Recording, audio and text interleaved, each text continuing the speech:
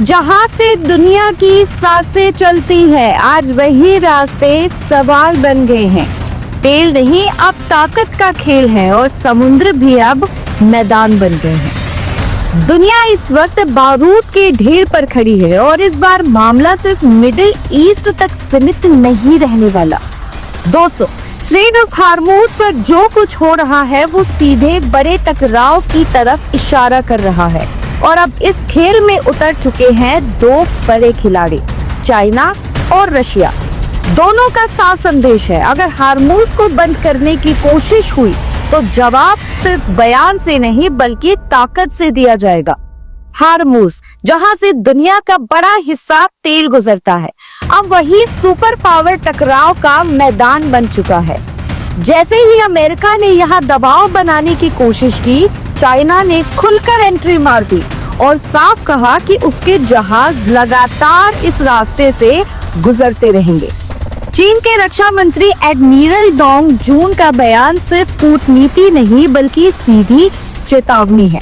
उन्होंने कहा, चीन शांति चाहता है लेकिन अपने व्यापार और ऊर्जा हितों से कोई समझौता नहीं करेगा। यानी साफ है, अगर किसी ने उनके रास्ते को रोकने की कोशिश की तो चीन चुप नहीं बैठेगा। अब इसके पीछे का असली खेल समझिए।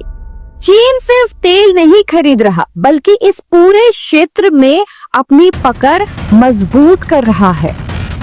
बेल्ट एंड रोड इनिशिएटिव के जरिए वो पहले ही कई देशों में अपनी मौजूदगी बना चुका है और अब हार्मूज उसकी लाइफलाइन बन चुका है। इसी बीच रशिया भी मैदान में उतर चुका है। रूस के विदेश मंत्री सेर्गी लेवरोव का चीन दौरा सिर्फ एक यात्रा नहीं बल्कि एक स्ट्रेटेजिक संकेत है। दोनों देश मिलकर एक ऐसा मोर्चा तैयार कर रहे हैं जो अमेरिका को सीधी चुनौती दे सकता है। अगर गौर करें तो ये सिर्फ एक समुद्री रास्ते का मुद्दा नहीं है बल्कि ये पूरी दुनिया के पावर स्ट्रक्चर को बदलने वाला खेल है। एक तरफ अमेरिका और उसके सहयोगी और दूसरी तरफ चीन और रूस जो एक नया वर्ल्ड ऑर्डर बनाना चाहते हैं। ब्रिटेन का भी इस टकराव से दूरी बनाना यह दिखाता है कि पश्चिमी देश खुद भी एक मत नहीं है, क्योंकि उन्हें पता है कि अगर हार्मूज में जंग छिड़ी तो असर सीधा उनकी अर्थव्यवस्था पर पड़ेगा। तेल महंगा होगा, महंगाई बढ़ेगी और पूरी दुनिया हिल जाएगी। अब सवाल आता है, भारत कहाँ खड़ा है? भारत कहाँ खड़ा है? भारत भी इस रास्ते पर काफी निर्भर है। उसका बड़ा हिस्सा तेल यहीं से आता है, लेकिन भारत अभी संतुलन की नीति पर चल रहा है। एक तरफ अमेरिका के साथ रिश्ते और दूसरी तरफ रूस और ईरान से भी जुड़ाव बनाए हुए है। यानी हर कदम सोच समझकर उठाया जा रहा है। अब हालात ऐसे हैं कि हार्मूज सिर्फ एक समुद्री रास्ता नहीं रहा बल्कि एक युद्ध भूमि बन चुका है।